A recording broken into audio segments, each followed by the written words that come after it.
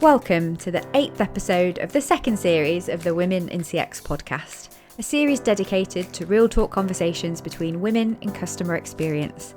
Listen in as we share our career stories, relive the moments that shaped us, and voice our opinions as loudly as we like about all manner of CX subjects.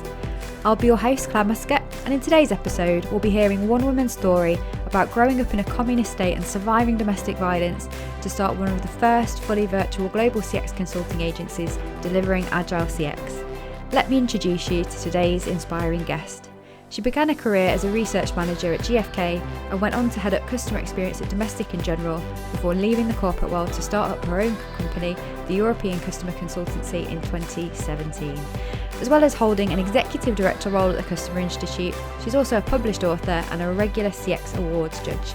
Please welcome to the show CX sister Olga Potaptseva. Hey Olga. Hi Claire, really good to see you. How are you doing? Yeah, well, it's the first day of national lockdown, so actually feeling okay compared to last time, feeling much more resilient and ready for it. Whereabouts are you calling in from today?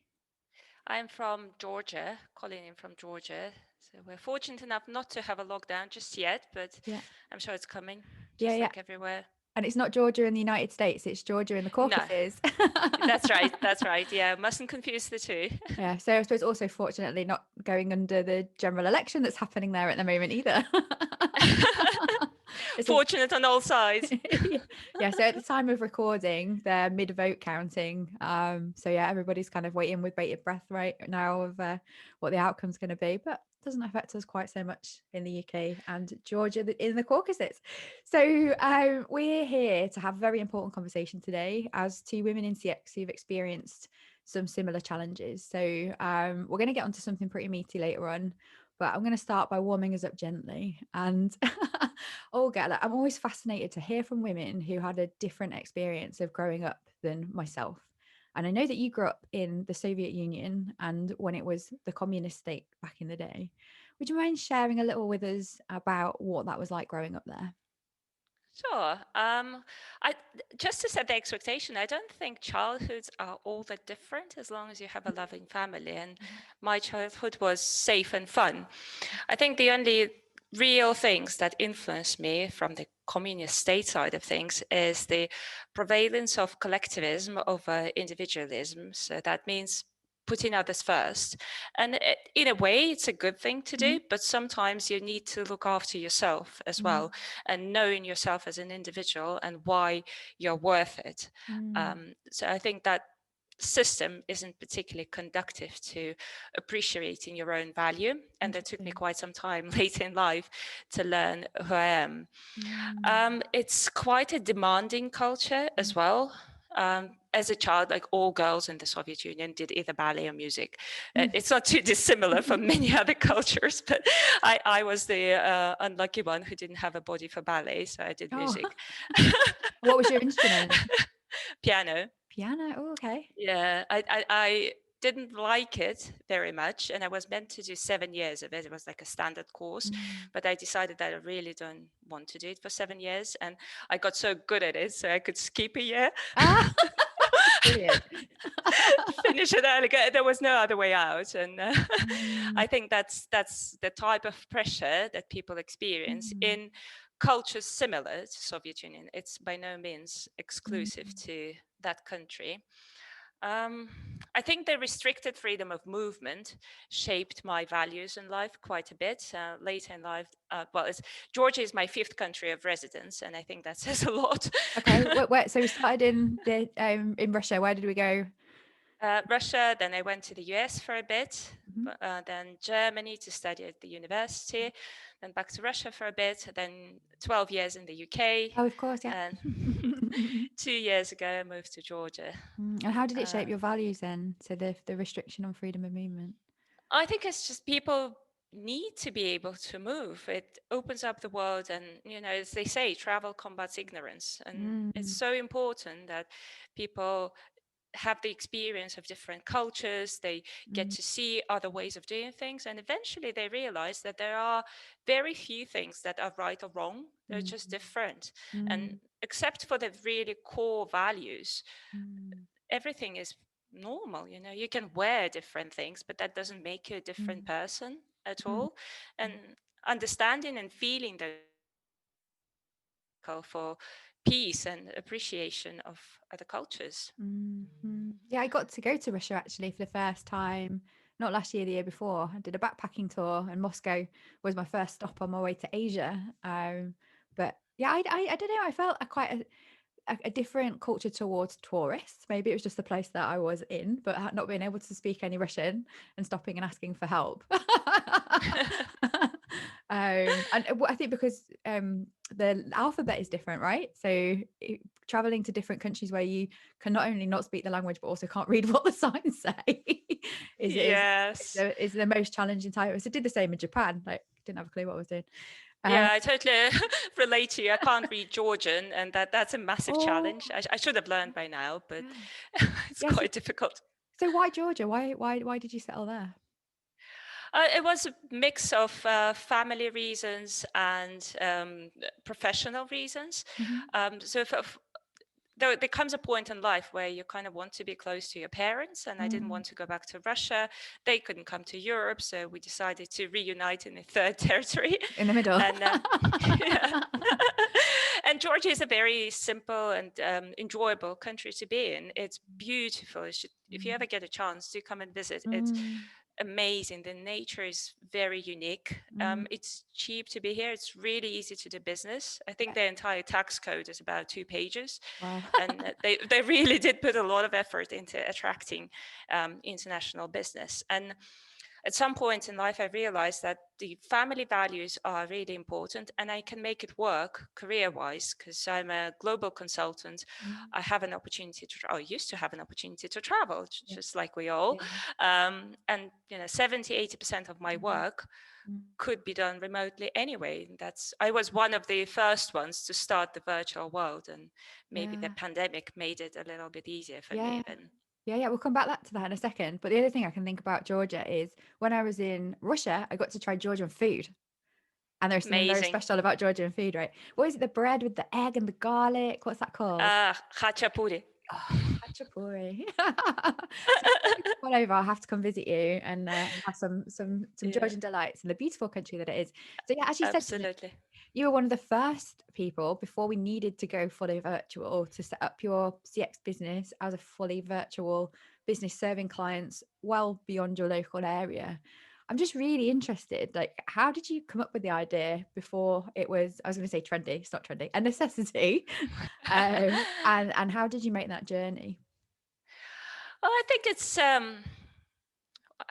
to be perfectly honest with you, once you've got your idea and the dream, and my idea was that I wanted my children to grow up next to their grandparents, and I wanted my grandparents to have the family connections for the rest of their life, hopefully. And that vision makes you think differently and makes you align things and come up with ideas that you probably never considered before. And I never ever dreamed of moving away from London. I really quite like London, to be honest, but life is such that I decided that that's what I need to do. And then I started thinking, how can I make it work career-wise and continue doing what I love doing in CX? And it just worked out thanks to the support of people who believed in me and bought into the idea that it could work. So to name just a few, Jonathan Mindell did a lot to bring me into this consulting world and give me projects in the early days. Ian Golding, same. Ember Services were my first client. They're a consultancy in London, so I was an outsourced resource for them. And then it just picked up, and I started acquiring my own clients, and that's how it I went from there. fits Yeah. together. I think things do fit together once you have your vision in place. And great to hear you shout out to some allies. I know Ian Golding's been especially helpful to me too. So yeah, thanks guys. Thank you. And in terms of like the kind of services you offer now, then fully remote and online. So I know you do quite a lot on the insight space. How do you go about kind of like getting clients and servicing them in this digital world?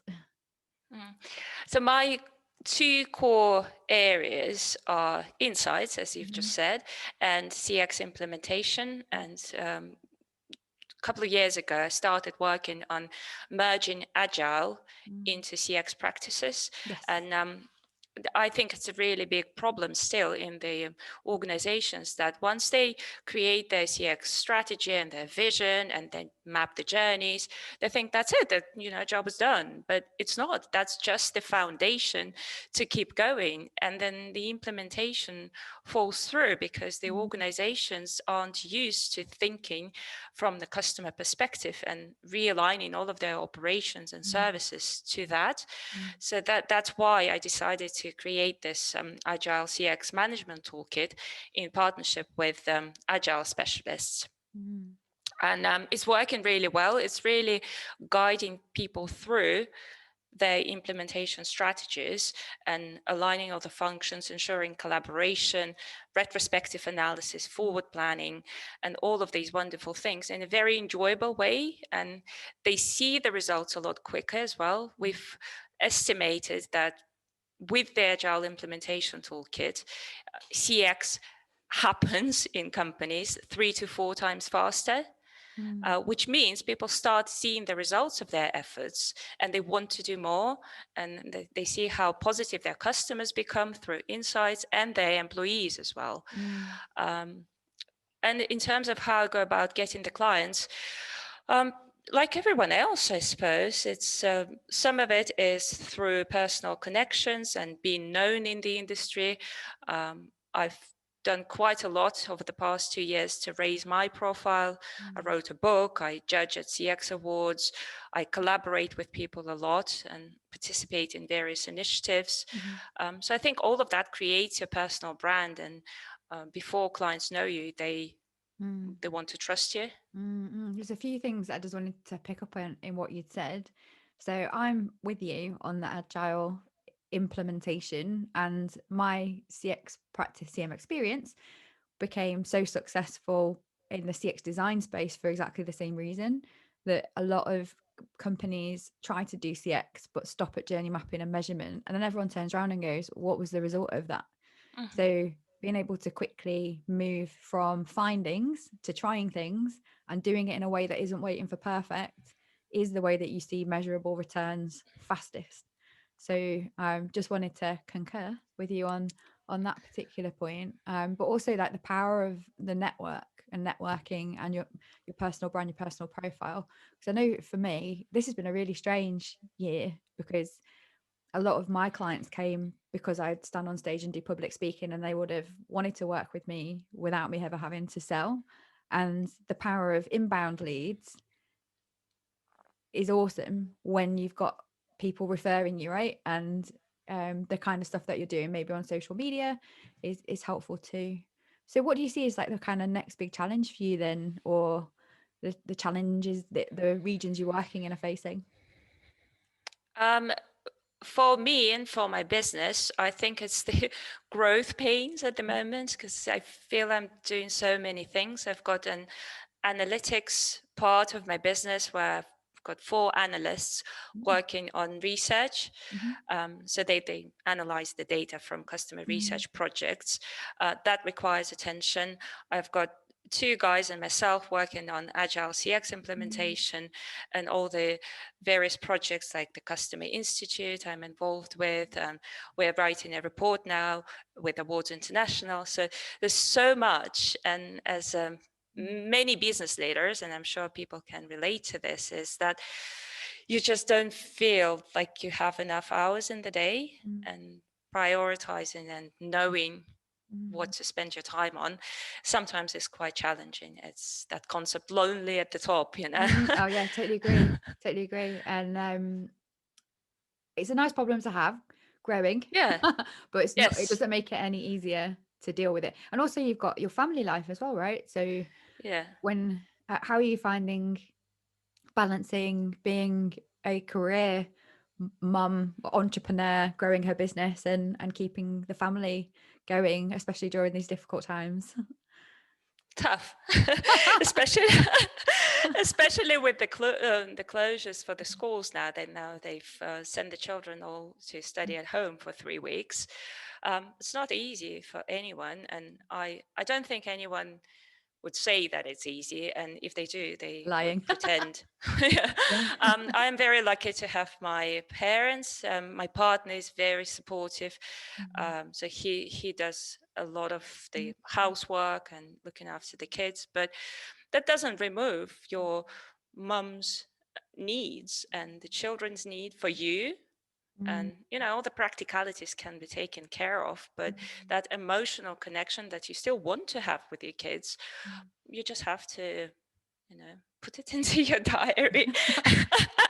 Wow, wow. So I don't have kids, but I struggle with all of those things as well. So the extra layer of family, a husband, and parents that live locally, I don't suffer any of those challenges, and I find it hard enough. So fair play to you and all the women out there who are managing to keep so many balls in the air. Yes. I've heard you mention your husband a few times. He sounds like a really awesome guy, and you talk about your dad quite a lot. Before we go kind of forward again, can you just tell us a bit more about your dad? Because I know there's a really interesting story about his influence on you. Yes. Well, my dad is a rocket scientist, Oh. and that's the fun fact for you. And when I was growing up, friends of my friends' parents were all in the space industry. So they were either thinking about the rockets or designing the rockets or building the rockets or flying the rockets. We got taken to Space Control Center and Astronaut Training Center for school Wow. trips. So that was fun. And I think his influence has always been very analytical, but also very imaginative. So that combination I find quite fascinating. He's extremely clever. He worked on space ballistics, I think, something beyond my understanding, surely. And whenever he tried to explain physics to me, I was like, God, why did I ask? I don't want to know about space ballistics. I just want that simple little thing for year 7. Oh. But at the same time, having that dream of people in space and all that, it requires quite a lot of open-mindedness, and I think that's what I'm grateful for. That's what I inherited from him. I always try to find creative solutions for complex problems. Building your CX rocket. And something you said there really resonated with me because my dad is a physicist as well. And that year 7 homework thing. Kind of just pull Let out. me take out my books. And you're like, no, please not. No. No, and I remember him teaching me like Fleming's left-hand rule and stuff, but it was really handy up until I tried to take physics as an A level. I think to please my dad, not that I particularly wanted to do it. And I ended up failing because there was a point to which my mathematical capability was exhausted and it came at that A level time. So while we're on the subject of guys then, and having wonderful men in our lives, I know that you and I also share another experience of life which is the opposite of that, and that is that you and I, just like 1 in 3 women in the world, have experienced domestic violence at the hands of a partner. So I hope this is going to be an okay conversation for us to have together. I know it's the first time I've ever spoken about my experience publicly. I think it's the same for you, but I think it's a really important topic to raise on women in CX. So, Yes. what was that time like for you in your life? But firstly, before we move into these experiences, I also want to say that it is the first time. I hope we both don't get emotional I because know it's I can feel hard. it already. The lump in my throat is huge. We'll do our best. But it's okay to get emotional as well because it's a big part of our life, and it was not a pleasant life of our life by any means. And once I was kind of out of that phase, but not completely recovered, and I don't think anyone ever completely recovers, I made a commitment to myself to talk about it more because I think it's an extremely important global issue. Um, it's the dark days of knowing if is that me who's going mad, or is that the world has gone mad, or am I actually right in not wanting this at all? It's very confusing, and it's it's a thing that doesn't start on day one of your relationship as well. You kind of grow into it, and your perceptions of normality are constantly being pushed. And for me, it was a psychological abuse. It wasn't physical, but that doesn't make things any better. And I want people to know that, successful, happy women like we are may also fall victim of such terrible things, and it's no use to keep silent about it. We need to tell the world that there is help available, and I do make a promise to anyone who's listening to this podcast: if you're experiencing such an issue, feel free to reach out to me, and I'll talk to you, I'll respond to you. I'm not a counselor, but I will be able to emphasize and support you. Yes, it is so important. So I was only 15 when it first happened to me. It was actually my first boyfriend. He was older and in his early 20s. So I didn't really know what was going on because I didn't have any experience to compare it to.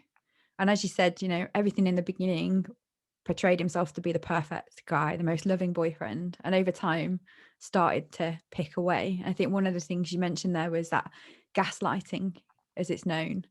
So literally convincing you that you're going crazy and it's not them, it is you. And the impact that has, I think, especially on a young woman in the long term, it definitely left me with a lot lower level of self-assurance and self-confidence when it comes to stuff like making decisions about my life.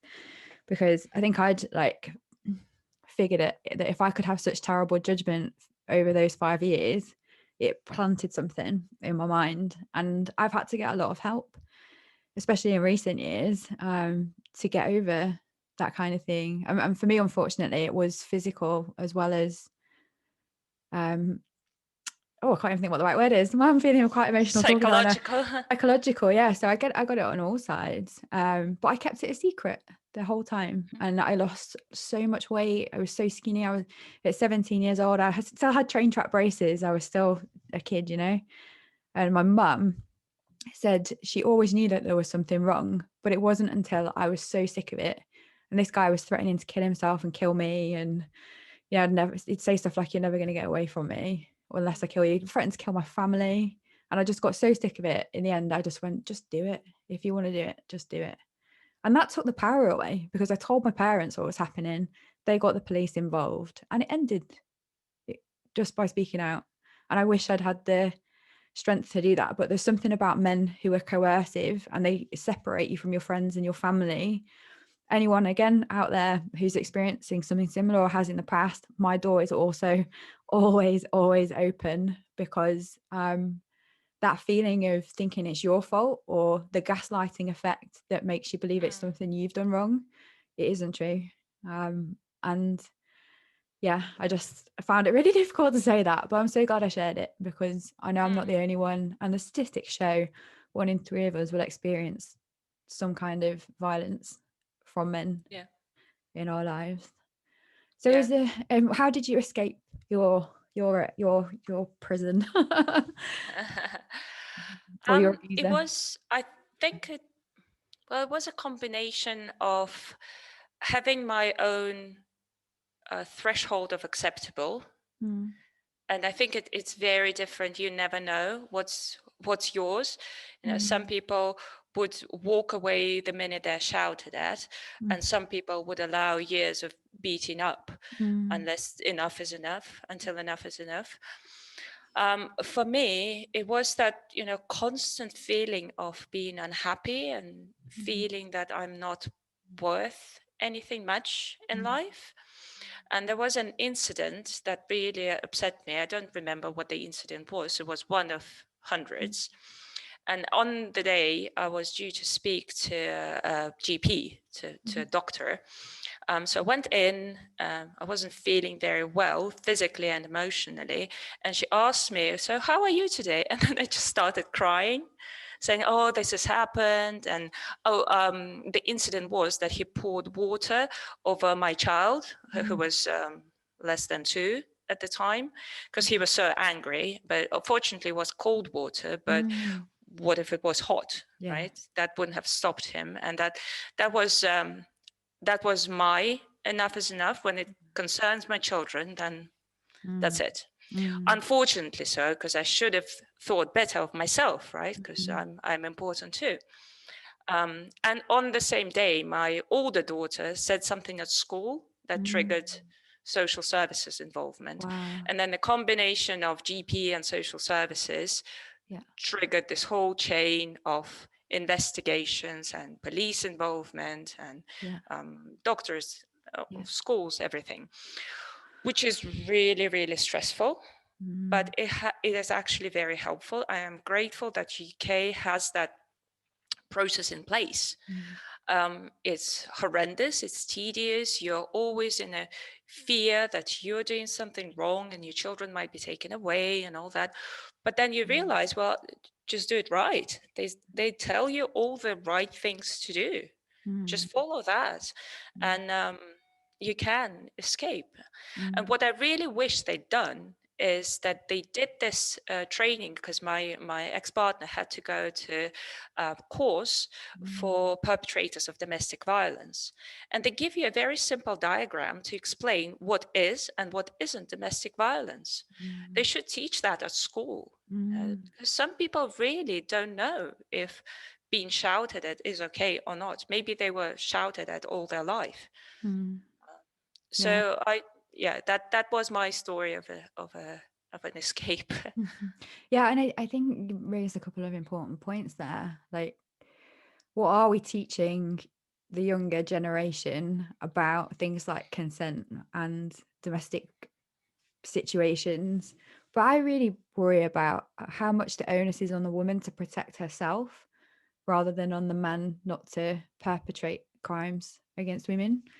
So, for example, we get taught don't go out late, don't wear like revealing clothes just in case you tempt a man to do something. But that's not that to me isn't how it should be. We should be teaching our young men about respecting women and caring for them as well, I think. Because I don't remember any education at school. Obviously, I'm old now, but but I'd be intrigued to know, like, from your kids' perspective, do you know, like, if they get any kind of education about that kind of thing now? I don't think they do. Yeah. And also, I find it very hypocritical the way they teach things at school, like a modern school system that my daughter is in at the British school here in Georgia, for example, but it follows the British curriculum, so safe to assume it's a standard thing. They teach them how to be proactive, how to resolve problems as a team, how to put forward your suggestions and all that. But when it came to managing the pandemic, they did exactly that. They went up to the teachers and said, look, you're not very good with technology. We can teach you. Please give us a schedule that you actually follow. Please do these things. They compiled a list with really helpful suggestions. And then the school did quite the opposite. They're like, we thought you were good students, but now that teacher is really upset.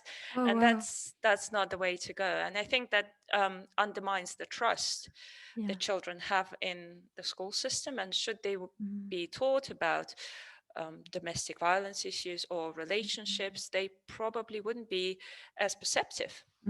Yeah, I think having now spoken out about this, I would always had an ambition to try to get in at the stage that I was at, so it's like the final year of high school, to be able to share some of these stories and help maybe young women that are going to experience that kind of violence or abuse to see it. And I'm just so glad we had this conversation today, because I think it's going to be a kickstart for me to talk more about that experience. Yeah, so me just too. so just to finish off, I guess, so maybe it's a good time to just share like our pieces of advice. If any women are experiencing similar situations, what should they be looking out for, or what should they be doing? Well, I thought about it, and I think there are 5 things that I'd like to bring across. The first one is never take the blame. You are not the one to blame. And things like, oh, I'm so sorry to hear that. I would have never allowed this to happen to me. This is blame.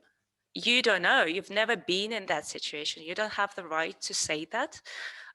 So in the kindest possible way, just don't think that that person is better than you. You have nothing to be blamed for, except for maybe being a little bit too weak. But Probably not is weak, that maybe just naive. You don't see it coming. naive? Yeah, or not so strong in your personal beliefs and your personal values. But that's not something to be blamed for. No. The second piece of advice is accept help. Wherever that comes from, it may not come from your closest friends or family, maybe your random colleague, it may be myself, maybe Claire, maybe social services, but don't be afraid to ask for help. The third one is accept that domestic violence happens in all walks of life.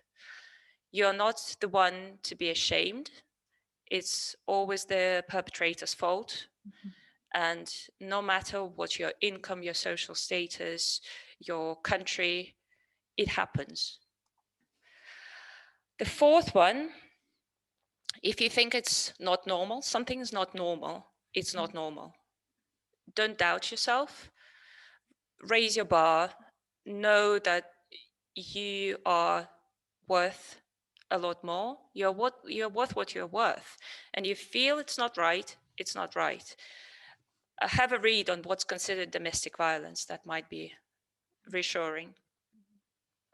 And the fifth one, do a very simple exercise and say, if I could choose, what life would I have for myself and my children? And just choose that. Then remove all the coulds and woulds and shoulds and just say to yourself, I choose for me and my children to be safe, happy, and loved. So that is my message to the world, and perhaps you would have something to add. Yeah, I just was thinking about some of the campaigns that are around at the moment.